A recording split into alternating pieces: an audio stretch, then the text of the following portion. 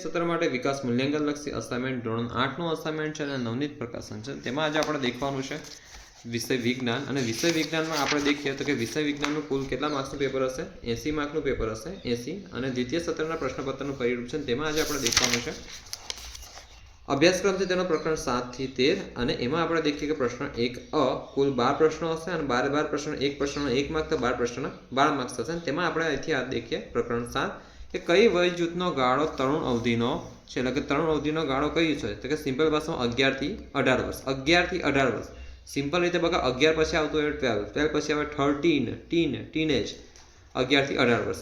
છોકરીઓમાં પ્રજનન ઉંમરની શરૂઆત ત્યારે થાય છે જ્યારે ઋતુસ્રાવની શરૂઆત થાય છે। કયો સ્ત્રાવ ઋતુસ્રાવ બરાબર।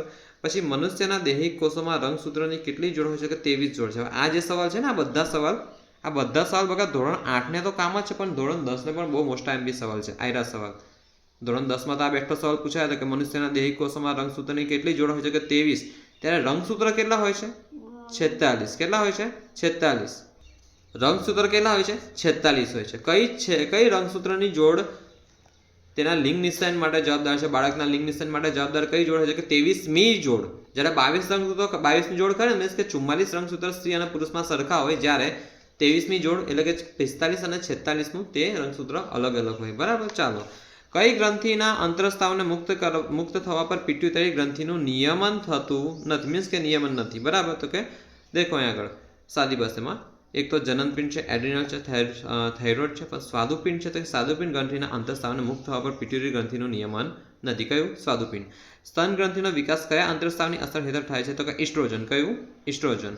ચાલો કઈ ગ્રંથિના સ્ત્રાવના ઉત્પાદન માટે આયોડિન જરૂરી છે કે થાઇરોઇડમાં બગા કેમ શરીર ફૂલી જાય વ્યક્તિનું બરાબર। તો એની માટે સાદી ભાષામાં થાઇરોઇડ આપણે દેખીએ આગળ કે થાઇરોઇડ ગ્રંથિના સ્ત્રાવના ઉત્પાદન માટે શું જરૂરી હોય છે આયોડિન જરૂરી છે। ચલો ધ્યાન આપો અને થાઇરોઇડ એક પ્રકારનો રોગ પણ છે અને આપણા શરીરમાં થાઇરોઇડ ગ્રંથિ પણ આવેલી હોય છે।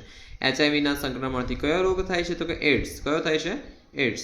ચાલો હવે એચઆઈવી છે તો એચઆઈવીનું ફૂલ ફોર્મ છે human immuno deficiency virus. Human immuno deficiency virus બરાબર। તેનાથી બકા શરીરની રોગ પ્રતિકારક ક્ષમતા ઘણી ઓછી થઈ જાય। એચઆઈવી કેમ ન થાય તો સિમ્પલ ભાષામાં જ્યારે કોઈ પર અલગ અલગ વ્યક્તિ હોય જેમ કે કોઈક પુરુષ અને સ્ત્રી તો એની વચ્ચે કોઈક અણકારણસર અને તેમાંય વ્યક્તિ કોઈક માંદું વધારે પડતું કાં તો કે એને કોઈ બીમારી હોય અને એના શરીરના સંપર્કમાં એકદમ સમાગમ કરવાથી સંપર્કમાં આવવાથી એ રોગ થઈ શકે છે। ચાલો અને કુદરત બહારનું આ કૃત્ય કહેવાય એક પ્રકારનું। ચલો ધ્યાન અહીં આપો એટલે જ આપણા જે આપણો ભારતીય સમાજ જીવન છે તેના પર લગ્ન પર ખાસ તેમાં એક જ લગ્ન પર ખાસ મહત્વનો ફોકસ આપવામાં આવે છે। ચાલો ધ્યાન અને પછી આપણે આગળ દેખીશું કે પ્રકરણ 8 જ્યારે પદાર્થ પર એક જ દિશામાં બે બળો લાગે છે ત્યારે તેઓ એકબીજામાં શું થાય છે ઉમેરાય છે। જેમ કે દેખો હવે અહીંયા આગળ એક બોક્સ મૂકું છું આ જમીન છે બોક્સ અંદર હવામાં નથી અહીં જમીન છે આ જમીન પર એક બોક્સ મૂક્યું આ બોક્સને હું અહીંથી એક ધક્કો મારું ધડામ દેખીને ધીરે ધીરે આ બાજુ જાય છે પણ અહીંથી જ મારા મિત્ર કોઈ એક આવે છે તે પણ મને આવી રીતના ધક્કો મારે છે એક જ દિશામાં હે ને। ધારો કે મારું વજન મેં કેટલું 5 ન્યૂટનનું બળ લગાડતો કેટલું ન્યૂટનનું બળ લગાડતો હતો 5 ન્યૂટન આ મારા મિત્ર એના પર 3 ન્યૂટનનું બળ લગાડે છે પણ બંને લગાડતો બળ તો લગાડે છે ને એક જ દિશામાં લગાડે છે ને તો બંને બળનો સરવાળો થશે ને છેલ્લે ગયેલો 5 + 3 8 ન્યૂટન ત્યારે શું થાય બંને બળ એકબીજામાં ઉમેરાશે। હવે ધ્યાન નહીં બળની માત્રાને તેના કોના વડે દર્શાવે કે તેના મૂલ્ય વડે દર્શાવે કોને તો કે બળની માત્રાને। બે સ્થિર વિદ્યુત ભાર વચ્ચે લાગતું બળ તો કે સ્થિત વિદ્યુત બળ છે। કયું છે સ્થિત વિદ્યુત બળ છે। બે સ્થિર વિદ્યુત ભાર વચ્ચે લાગતું બળ કયું છે સ્થિત વિદ્યુત બળ છે। પછી નીચેનામાંથી કયું બળ સંપર્ક બળનું ઉદાહરણ છે તો કે સંપર્ક એટલે કે અડતું હોય તો જો સાદી ભાષામાં વાત કરીએ આપણે ઉદાહરણ દેખીએ સોરી વિકલ્પ દેખીએ તો કે ચુંબકીય બળ તો કે સંપર્કમાં સિમ્પલ એમાં થાય છે આકર્ષણ થાય તો ચોંટી જાય છે પણ તે દૂરથી ખેંચાય છે ને એક ચુંબક અહીં છે અને એક ચુંબક અહીં છે આ બંને અહીં રાખ્યા તો ખેંચાય છે પણ વચ્ચે તો કંઈ ઈચ્છા જ નથી બરાબર ને। હા વિચાર કે એક ચુંબક અહીં છે અહીં એનો ઉતરતું છે અહીં પણ ઉતરતું છે બંને એકબીજા ધકેલાય છે તા કે ના તો સંપર્ક નથી। પછી ઘર્ષણ બળ પછી સ્થિત વિદ્યુત બળ છે। સ્થિત વિદ્યુત બળનો મેં તમને વિડીયો બતાવ્યો હતો વિડીયો તો આપણે પ્રયોગ પણ કરાયો હતો એમાં એવું હોય કે સ્થિત વિદ્યુત બળમાં એમાં પણ સરખી રીતે આપણે ઘર્ષણ ના કરીએ બરાબર ઘર્ષણ થતું હોય છે અને ઘર્ષણ થઈને ત્યાર પછી આપણે ઉપર જેમ કે હું તમને એક પેલો પ્રયોગ કરાવેલો જેમ કે અહીં કોઈ વ્યક્તિ બેઠાડો ખુરશી પર બેઠાડો એના પગ ઉપર છે આ વ્યક્તિને મેં આગળ શું રૂમાલ કેવું કંઈ ઘસેલું ખબર છે ને રૂમાલ ગઈશું અને ત્યાર પછી મેં શું કર્યું રૂમાલને ફટાક દેખીને ખેંચી લીધો અને તેના પર આંગળી મૂકવાનો પ્રયત્ન કર્યો આંગળી મૂકતા જ પેલા ચણકો ઉડેલો હે ને મૂકતા જ પહેલાં ચંદ્રકો ઉડેલા અને મૂકી હજુ એને અડકી નથી એટલે એ પણ સંપર્ક બળમાં આવે નહીં. ગુરુત્વાકર્ષણ બળ તો સિમ્પલ ભાષામાં કે આપણે કોઈક બિલ્ડિંગ પર છે, ધારો કે આ બિલ્ડિંગ છે અને બિલ્ડિંગને ધારો કે આ મોટી બિલ્ડિંગ છે અને આ જમીન પર છે, તો બિલ્ડિંગ પરથી આપણે એમ કહીને કૂદીએ તો ઉપર જ કેમ નહીં જતા, નીચે જ કેમ આવીએ છીએ? કેમ કે નીચે કોણ ખેંચે છે? ગુરુત્વાકર્ષણ બળ, બરાબર. તો કે ના, અહીં પણ સંપર્ક તો થતો જ નથી ને, અહીંથી અહીં લગી તો કોઈ સંપર્ક નહીં, તો આપણને ખેંચે છે. તો કે ના, આ સંપર્ક નથી, આ અસંપર્ક બળનું ઉદાહરણ છે. જેમ કે અસંપર્ક બળમાં કોણ કોણ છે? અસંપર્ક બળ, હા, સંપર્ક બળ નહીં, આગળ લગાડ્યો છે. તેમાં છે ચુંબકીય બળ છે, સ્થિતિવિદ્યુત બળ છે, ગુરુત્વાકર્ષણ બળ છે. જ્યારે એમાં આમ વાત કરું ઘર્ષણ બળની તો કે એ સંપર્ક બળનું ઉદાહરણ છે. હે ને, ઘર્ષણ કોઈક વસ્તુ જેમ કે આ અત્યારે ઘસું છે આવી રીતે, વગર સંપર્કે ઘસાય નહીં. ચાલો, સ્નાયુ બળ કયા પ્રકારનું બળ છે? સ્નાયુ, જેમ કે અત્યારથી આને ધક્કો મારું છું, શું કરું છું? ધક્કો મારું તો સંપર્ક લાગ્યો ને, સંપર્ક લાગ્યો. દેખો, તો સ્નાયુ બળ છે સંપર્ક બળ. કયું છે બકા? સંપર્ક બળ. ચાલો, જે પ્રકારના બળમાં માત્ર આકર્ષણ જોવા મળે, શું જોવા મળે? માત્ર આકર્ષણ જોવા મળે તે કયું છે? ગુરુત્વાકર્ષણ બળ, કે ફક્ત પૃથ્વી દરેક વસ્તુને પોતાની તરફ ખેંચે છે. ચાલો, એકમ ક્ષેત્રફળ વાળી સપાટી પર લંબ રૂપે લાગતા બળને શું કહેવાય? દબાણ કહેવાય. આ વ્યાખ્યા ઘણી વખતે આપણે કરેલી. ચાલો, તો ધ્યાન ફરીથી કરીએ. જો કોઈ પણ આટલું ક્ષેત્રફળ છે, હવે આટલા ક્ષેત્રફળ સપાટી પર લંબ રૂપે, કેવું? લંબ રૂપે. કેવું કીધું છે અહીં? લંબ રૂપે. એટલે ખૂણો કેટલાનો બનાવે? લંબ કરો તો 90નો ખૂણો બનાવે, બરાબર ને? આ 90 ના 90 લાગતા બળને શું કહેવાય? દબાણ કહેવાય છે. હવે પ્રકરણ 9 દેખીશું કે સ્પ્રિંગ કાંટાનો ઉપયોગ શાના માપન માટે થાય છે? તો કે સ્પ્રિંગ કાંટાનો સિમ્પલ ભાષામાં વજન માપવા માટે થાય છે.